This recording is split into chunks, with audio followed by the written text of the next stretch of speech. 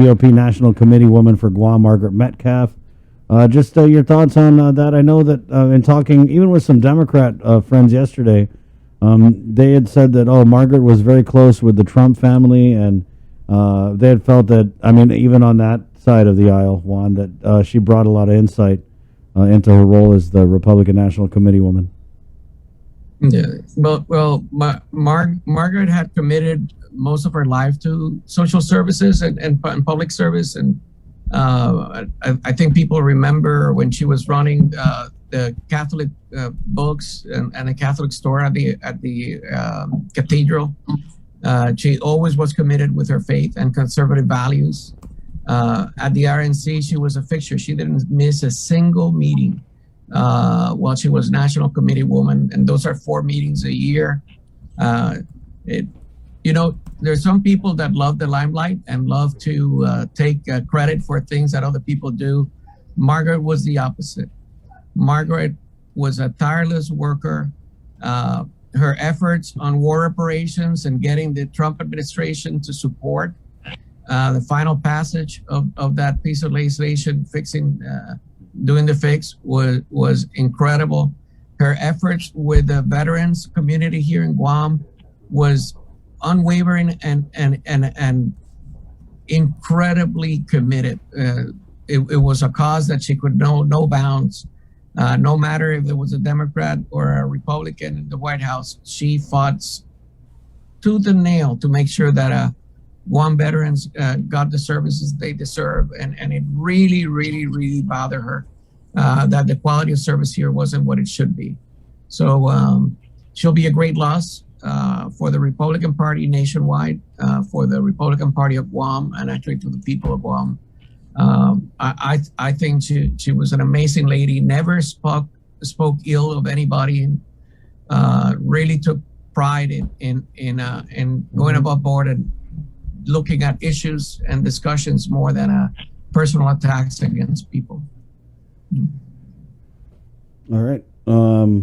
Thank you for that. Let's go ahead and bring on the Democrat Party chair, Sarah Thomas Netty Dog. And, it's always good to get you guys both on and kind of get both sides of this thing. But Juan Carlos says, I don't know if you were on island for this latest, well, it was a little bit of a shakeup, right? You went from Senator Jim Moylan being the minority leader to Senator Chris Duenas is now the minority leader. And there was just a bunch of speculation behind the scenes. But and on the front end of it, we were able to get Senator Tello-Taitigui on yesterday, and she had basically said it was because Senator Moylan wasn't being a team player, which was kind of alluded to in a release from Senator Chris Duenas. He had come out with a release and said that, hey, anybody who's in the minority is, they support anybody who's seeking higher office. Senator Moylan had also come out with a release, and he had said something like he didn't agree with what led to the decision to vote him out, but that he would support the will of the caucus. So while there wasn't a lot said maybe in black and white, we kind of just pieced together all these different things. And I don't know what kind of picture I'm looking at. Maybe you can better explain it. Yeah, maybe I defer to our Democratic chairwoman to hear her thoughts first, and I'll give you my thoughts. Sure. Hafa buenas, everyone. Morning, Sarah. Good morning. Good morning, Sarah. Yes. Morning, Sarah. Chris and Sabrina. Good to see everyone well and good. I just want to first off say that we join you in mourning the loss of Margaret Metcalfe. She was, as you said so well, Juan Carlos, just a wonderful person who really selflessly provided support and advocacy for Guam during the Calvo administration, but just in general, and served your party well. I'm sure you're very proud of her contributions, as we are, for the work that she's done for Guam. So our sincere condolences to her family, her friends, and to the party. We hope that as we go through this next week of services, that, we'll just get through it, and let us know how we can support, the family in any way, we would love to do that. So we extend our condolences. Now, going to the change up of leadership at the legislature, that's also a very interesting move. Going from Jim Moylan to Chris Duenas. I will tell you, I don't know what's behind that. We can only come up with some speculation as to what that's about, but they've very much said, or very clearly said, that they are positioning the party for several different folks preparing to run next year, and that might be part of it. So I'm sure it's a strategy on their part, so that's all good, and we'll see how things fare in the next year. Come on, Sarah. Come on. The Democrats are like, yes, dissension. Let's roll. Happened, I mean, we're I don't know. I'm just saying, let's see what happens. I don't know what's all behind it. Juan Carlos should know more than I about why are they doing what they're doing. Well, we don't even have to really read that much into it, as Senator Tello was basically like, "Oh, Jim Moylan's not a team player. He's writing letters. He's leaving people out." Yeah. Senator Chris Duenas was like, "Yeah, if you want to run for Adelup, go for it. We got other stuff we got to take care of here in the legislature." And then Jim Moylan was like, "I'm butthurt about how this all happened, but okay, if that's the way you want it." So that's not even behind the scenes. That one was said publicly. Yeah. Right. So, I mean, you can put two and two together, and it's very easy. Obviously, there's stuff going on there. And that's really, Juan Carlos needs to get in there, as he sees fit and work it with those guys and see what's going on. But I certainly don't have maybe you could do a mediation on what goes on. Pardon? Maybe you could do a mediation. I could. All right. Let us have it, Juan Carlos, to give us the real. So first off, good morning, Sarah. It's always good to see you, and thank you for those wonderful comments about Margaret. Above everything else, she was a real good and dear friend of mine, and I'm truly gonna miss her for the rest of my life. And it's something that I'll hold on to her spirit. And one of the things that for me was amazing about her is she ran for Congress. She didn't win. She went to DC, and she was willing and able to put all that behind her and work closely on a bipartisan manner with us and Congressman St. Nicholas to make sure that we got those war reparations done. She worked with Democratic presidents and Republican presidents, and I hope that we can continue that in trying to make sure that we put Guam well-being before politics, and we find a way that we can work together in getting the things that are key for our economy and our survival to move forward in Washington, D.C. and across the world. So I look forward to seeing you in the services, and maybe we'll get an opportunity to talk more to each other on how we move forward from here. On the change in leadership, I know Chris. I think it sounds exciting and emotional, and it might get more people to look at the radio or join the Facebook. Hey, we're just talking about. We're not trying to like. But reality is, this is normal. Look at the Democrats. When there was a shift, you ended up with the vice speaker becoming speaker. When our public auditor went over to take a public auditor, they won the majority in the election, and they brought in a new speaker. Next election came along, and now we have another speaker. It's coalitions built around themselves. It's all on personalities and how they feel with each other and how they want to move forward. The one important issue is that the senators are together and they vote together. They vote as a block, and they're able to follow that agenda that we need to get us where we need to do. Yeah. So that's for me is where I'm looking at. Everything else is sort of speculation. No one was in that room except those senators. You might have a senator expressing their personal view on why they voted one way or another, but that's their subjective view of what things are. The senators are given that privacy, and and we'll provide it. We're moving forward. We support all 7 senators, and we're working with all 7 senators. Everything's, at least internally for us, we're doing fine. Even though media was trying to portray it in a different way. So that is the reality that I see and that I'm working with. I don't think I we're do have trying to to. say I was during COVID quarantine while they were participating in this issue. So I just got to say, we're not trying to portray it a certain way. Like I told you, all the comments that we're talking about was what the players in this whole ordeal had said on the record. So, I mean, it is what it is, right? Yeah. So, who's running for governor though? Because we had Senator Chris Duenas on, and he said, "What did he say, Bree? Like 3 Could be potentially. 3 members of the minority in the legislature could potentially be in one way or another gunning for Adelup." Yeah, well, I can tell you that I am presently not running for governor. And I intend to run How for about governor lieutenant governor? in the near future. Or lieutenant governor. Right on. But it's we talked about this in the past. We've had a number of individuals that have approached the party, expressed interest in running for the office of governor and lieutenant governor.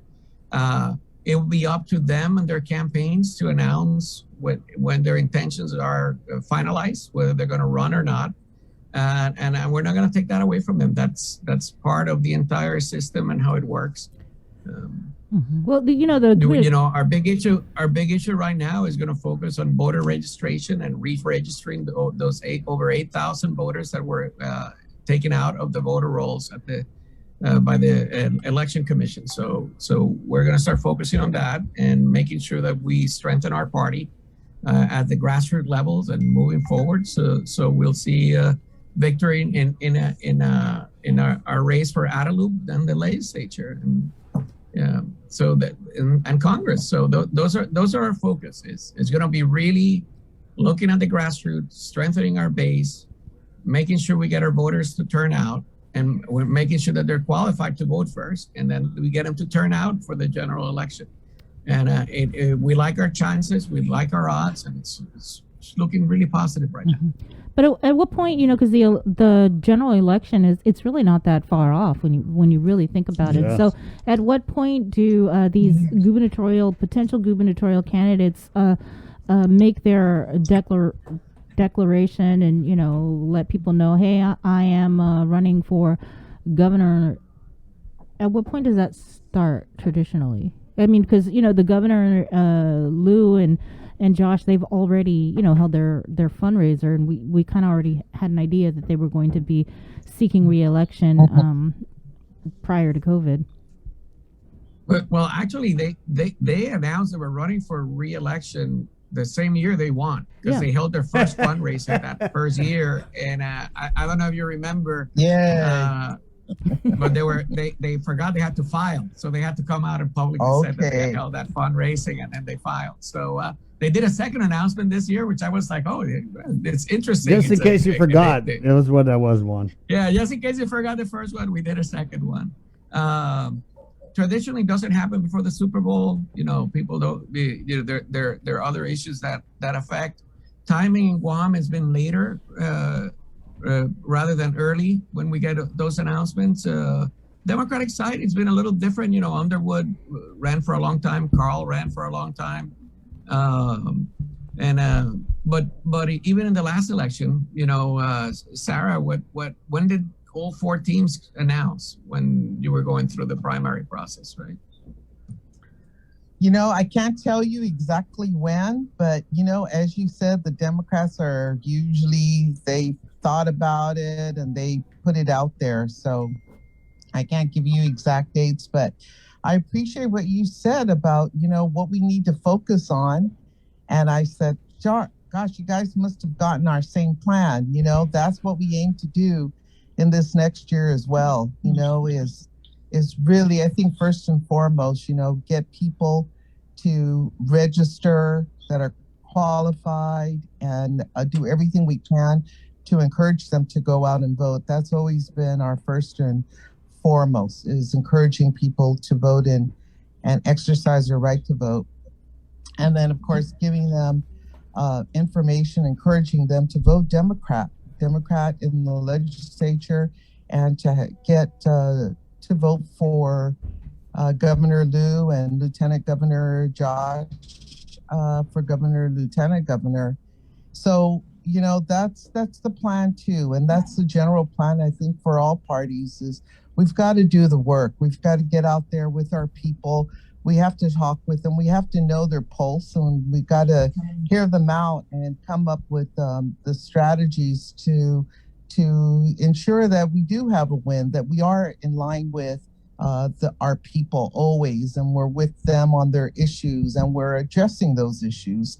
You know, being incumbents, that's the part that always has to be proven, is that, you know, we're in there now. So what have we done? And making that clear to our community, that we continue to stand close to the people on our island, and we're representing them well and appropriately. That's the challenge. So I feel like we're going to do a good job at that. Mm-hmm. Are any other? Sorry. Go ahead. Are any other Democrats seeking out a loop, Sarah? Do you know? Not that I know of, and if they haven't come forward to me or to the party. So if that's a plan, I don't know that. Mm-hmm. What are your thoughts on was it a successful Operation Cookie Drop, or was it an Operation Cookie Flop? Ooh, nice. With Hold that thought on the Cookie Drop real quick. Viewers on KUAM TV, we are KUAM FM Agotni Guam on the breeze. That's the radio side. Of course, just one part. You're on another, KUAM TV. We also got Facebook Live. So thank you so much for jamming with us this morning. My name's Chris. I'm Sabrina. Adios!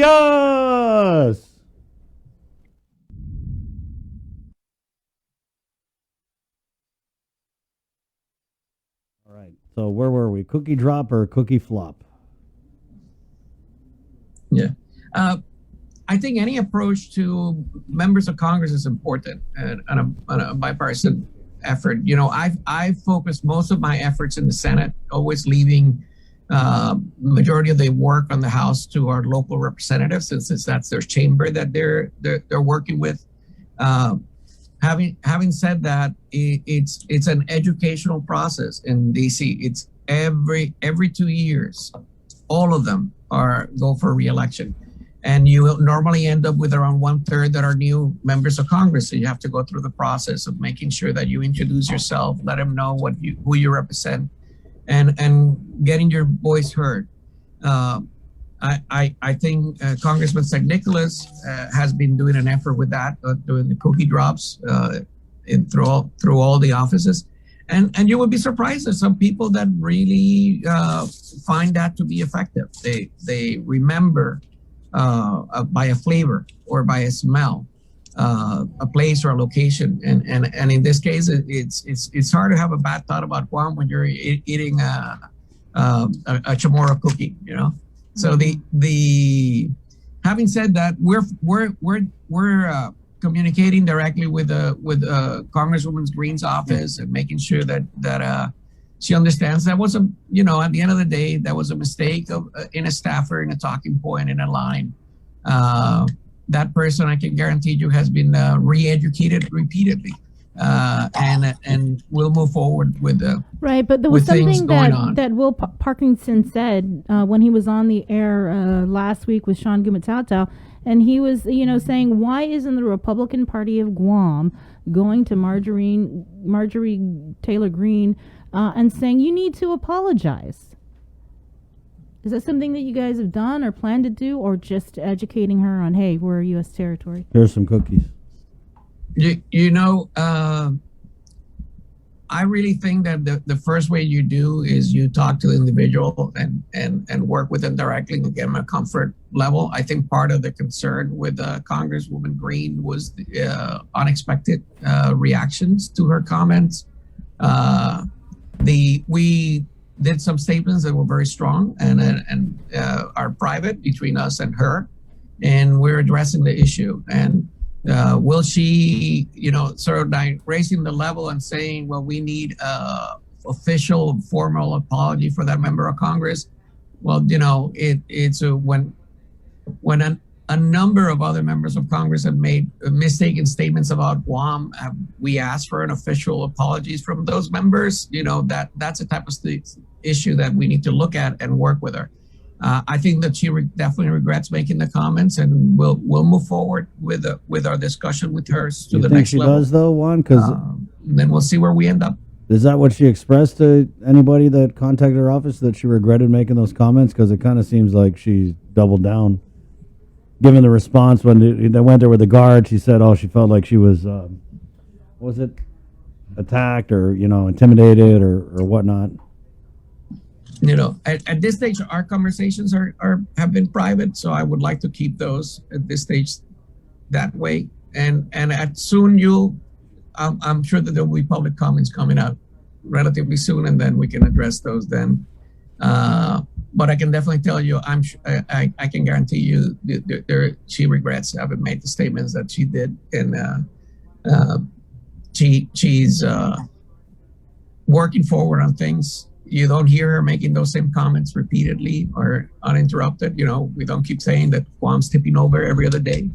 So it's a question of learning. You got to understand, she got elected in Florida, not next door to Guam. Not with in Miami, not with a humongous Chamorro population.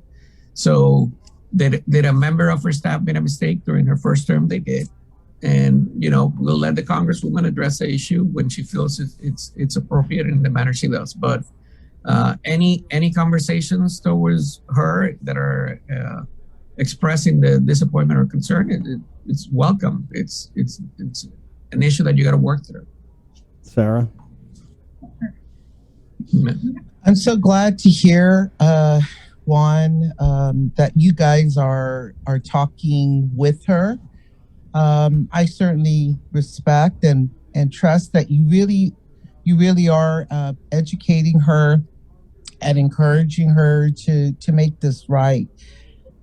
Sure, as you said, there are lots of people all over the world and in DC that don't know a lot about Guam and make those foolish statements like that were very, in this particular case, I think it's safe to say that most people that read it were very taken aback, and people from Guam were disturbed and disappointed to hear that.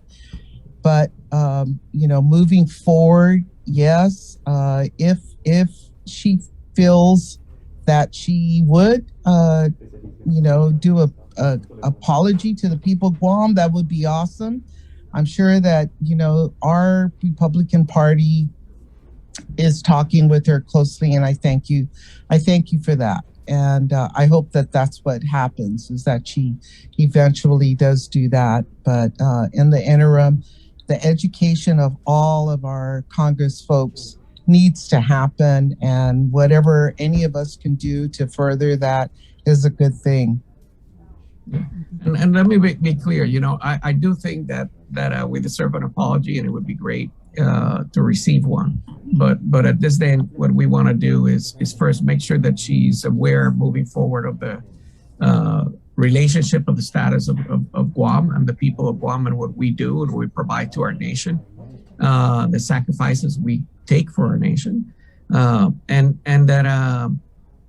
that she that's for me is the number one north. The second one is that she feels that there is a way out of that comment and moving forward into building a better relationship with Guam towards the future. I just don't want to fight and discuss and end up with just getting a statement and then having a congressman that's going to be not the closest friend to Guam that we could have. I see this as an opportunity to have her turn into an ally for the island looking long term. So that's my hope, and we'll work forward to it. And if we're successful, I'm sure Chris and Sabrina would love for me to get her to come and join them one day. That'd be great. Right. Yeah. We'll send her some air cookies. What are we going to send her? Air cookies. Air cookies, right? They're much lower in calories than the Chamorro chip. Virtual cookies. What I thought was interesting was this, as this kind of escalated. So when the congressman went with the guard and the cookies, instead of her kind of saying, "Oh, my bad, oops," she was like, "Oh, they're threatening me. The use of the guards, political." But then it kind of just plateaued there. Is that where you guys came in, Juan? Because we didn't hear any. I mean, I thought they were going to be like, "Hey, what are you worrying about the Republicans for? You're under like a major ethics investigation." But we didn't see that kind of like back and forth that I thought it was going to escalate to. Was that due to you guys' intervention on the Republican side? I'm trying to remember exactly when we started getting engaged with her office. It's been relatively recent when the direct communications started, but our first letter was very close to the statement.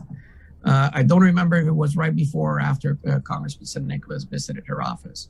But at this point, you're looking at a Congress that there's 12-member difference, right, between Democrats and Republicans in the House. But people need to remember 3 of those members, their vote cannot determine the outcome of an election. So the majority is really 9. Because if it's from Guam, Virgin Islands, or Northern Mariana Island, that's a decisive vote in that election, that vote doesn't count on passage of any piece of legislation in Congress.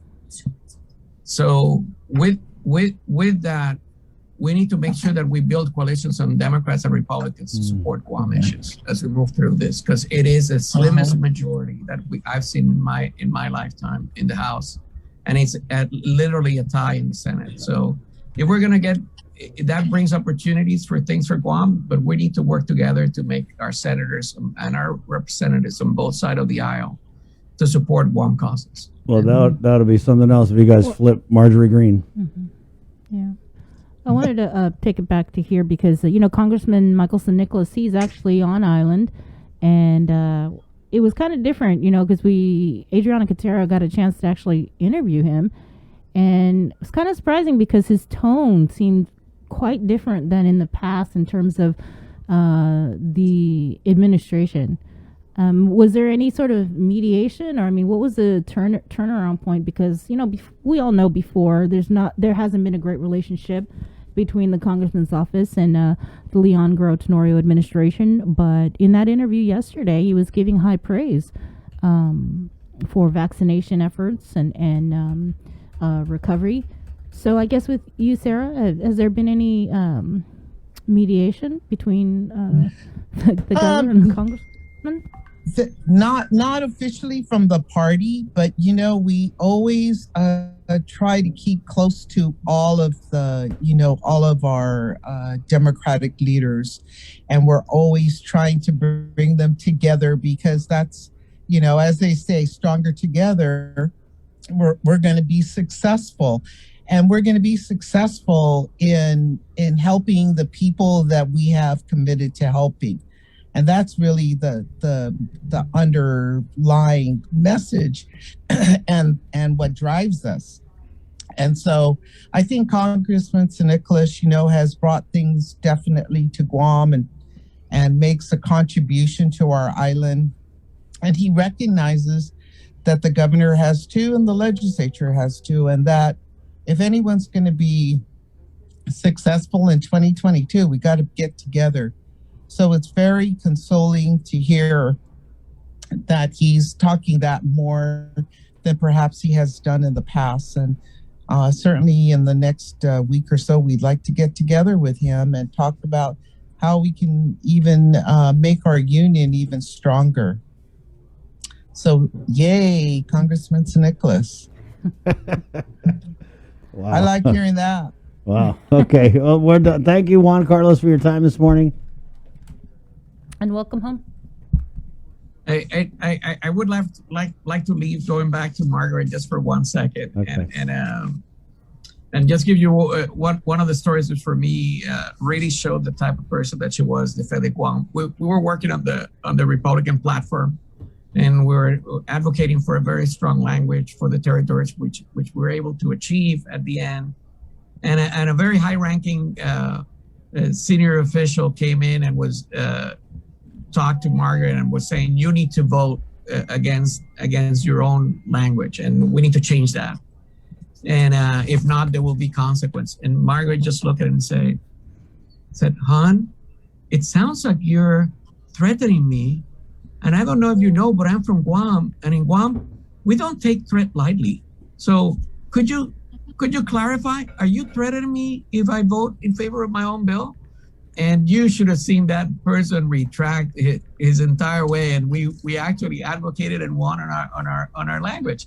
And it was an amazing, sweet and warm way but extremely effective in achieving success for Guam. So with that, our prayers with Margaret and her family, and particularly Chris, who was always by her side. Right on. Thank you very much, Juan.